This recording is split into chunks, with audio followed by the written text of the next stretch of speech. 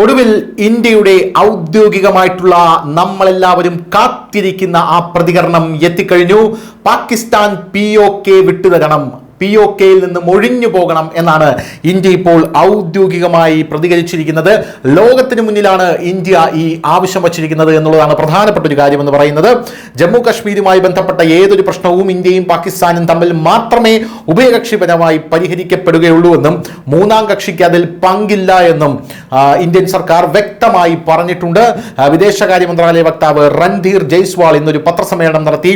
പാകിസ്ഥാൻ നിയമവിരുദ്ധമായി കൈവശപ്പെടുത്തിയിരിക്കുന്ന കശ്മീർ, അതായത് POK ഒഴിപ്പിക്കേണ്ടി വരുമെന്നാണ് അദ്ദേഹം പറഞ്ഞിരിക്കുന്നത്. ഇന്ത്യ വളരെ കാലമായി ഈ നയം പിന്തുടരുന്നു, അതിൽ ഒരു മാറ്റവും ഉണ്ടാകില്ല എന്നും ഇപ്പോൾ രൺധീർ ജയ്സ്വാൾ പറഞ്ഞിരിക്കുന്നു എന്നാണ് നമുക്ക് മനസ്സിലാക്കാനായി സാധിക്കുന്നത്. അടുത്തൊരു പ്രധാനപ്പെട്ട കാര്യം ട്രംപിന്റെ മധ്യസ്ഥതയാണ്. ട്രംപിന്റെ മധ്യസ്ഥത പാടെ ഇന്ത്യ തള്ളിക്കളഞ്ഞിരിക്കുന്നു, വ്യക്തമായി പറഞ്ഞിരിക്കുന്നു. പാകിസ്ഥാൻ കരഞ്ഞ് കാല് പിടിച്ചതുകൊണ്ട് മാത്രമാണ് ഇന്ത്യ വെടിനിർത്തൽ എന്ന് പറയുന്ന ഈ താൽക്കാലികമായിട്ടുള്ള വിരാമം, ഈ വെടിവെപ്പിലുള്ള വിരാമം ഉണ്ടാക്കിയിരിക്കുന്നത്. പാകിസ്ഥാന്റെ അഭ്യർത്ഥനയെ തുടർന്ന് മാത്രമാണ് ഈ വെടിനിർത്തൽ കരാർ കൊണ്ടുവന്നത്. അതും സീസ് ഫയർ അല്ല, മറിച്ച് പോസ് ഫയർ ആണ്. അതായത് താൽക്കാലികമായി നിർത്തിവെച്ചിരിക്കുകയാണ്, പോസ് ചെയ്തിരിക്കുകയാണെന്നാണ് പറഞ്ഞിരിക്കുന്നത്.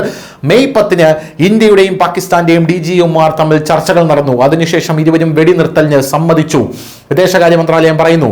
അതേസമയം പുലർച്ചെ 12:37 പാകിസ്ഥാൻ ചർച്ചയ്ക്ക് അപേക്ഷിക്കുകയായിരുന്നു. കാരണം സാങ്കേതിക കാരണങ്ങളാൽ അവർക്ക് ഹോട്ട്ലൈൻ വഴി ഇന്ത്യയുമായി ബന്ധപ്പെടാൻ കഴിഞ്ഞില്ല. തുടർന്ന് ഇന്ത്യൻ DGMOയുടെ ലഭ്യതയെ അടിസ്ഥാനമാക്കി 3:35 കോൾ ഷെഡ്യൂൾ ചെയ്യുകയായിരുന്നു എന്നും ഇപ്പോൾ വിദേശകാര്യ വക്താവ് പറയുന്നു.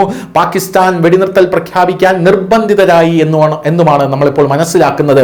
ഇന്ത്യൻ വ്യോമസേന അന്ന് രാവിലെ പാകിസ്ഥാനിലെ പ്രധാന വ്യോമസേനാ താവളങ്ങളിൽ ഫലപ്രദമായിട്ടുള്ള ആക്രമണം നടത്തിയതിനാലാണ് പാകിസ്ഥാൻ വെടിനിർത്തൽ നിർബന്ധമാക്കിയതെന്ന് ഇന്ത്യ വക്താവ് വ്യക്തമായി പ്രസ്താവിച്ചിട്ടുണ്ട്. ഇന്ത്യൻ സൈന്യത്തിന്റെ ശക്തി ഒന്നുകൊണ്ട് മാത്രമാണ് വെടിവെപ്പും മറ്റ് സൈനിക നടപടികളും നിർത്താൻ പാകിസ്ഥാന് കേണപേക്ഷിക്കേണ്ടി വന്നത് എന്നുള്ളതാണ് പ്രധാനപ്പെട്ട കാര്യം. ഇനി അടുത്ത പ്രൊസീജിയർ എന്ന് പറഞ്ഞു കഴിഞ്ഞാൽ, പാകിസ്ഥാൻ സൈന്യം വെടിയുതിർത്താൽ, അതായത് ഒരു വെടിയുണ്ട ഇങ്ങോട്ട് വന്നാൽ ഒരു പീരങ്കി ഉണ്ട അങ്ങോട്ടേക്ക് പോകുമെന്നാണ്. ഇതാണ് ഇന്ത്യയുടെ നിലപാട്. കഴിഞ്ഞ ദിവസം നമ്മുടെ പ്രധാനമന്ത്രി നരേന്ദ്രമോദിയും പറഞ്ഞിട്ടുണ്ട്.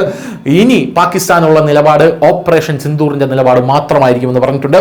മറ്റ് രാജ്യങ്ങളുമായുള്ള ചർച്ചകളിൽ ഏപ്രിൽ 22 ഭീകരാക്രമണത്തിന് മറുപടിയായി ഞങ്ങൾ തീവ്രവാദ ക്യാമ്പുകൾ മാത്രമേ ലക്ഷ്യമിടുന്നുള്ളൂ എന്ന സന്ദേശം ഇന്ത്യ നൽകിയിട്ടുണ്ട്.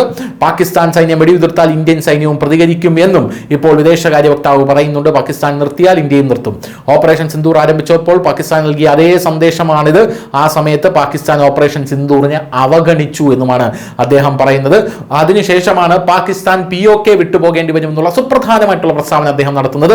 കശ്മീരിനെ കുറിച്ചുള്ള US പ്രസിഡന്റ് ഡൊണാൾഡ് ട്രംപിന്റെ പ്രസ്താവനയെ കുറിച്ച് ചോദിച്ചപ്പോഴാണ് വിദേശകാര്യ മന്ത്രാലയം പറഞ്ഞത്, ജമ്മു കശ്മീരുമായി ബന്ധപ്പെട്ട ഏതൊരു വിഷയവും ഇന്ത്യയും പാകിസ്ഥാനും തമ്മിലുള്ള ഉഭയകക്ഷി പ്രശ്നമാണെന്നാണ് ഇന്ത്യയുടെ നിലപാട്. അത് വ്യക്തവും ഉറച്ചതുമാണ്.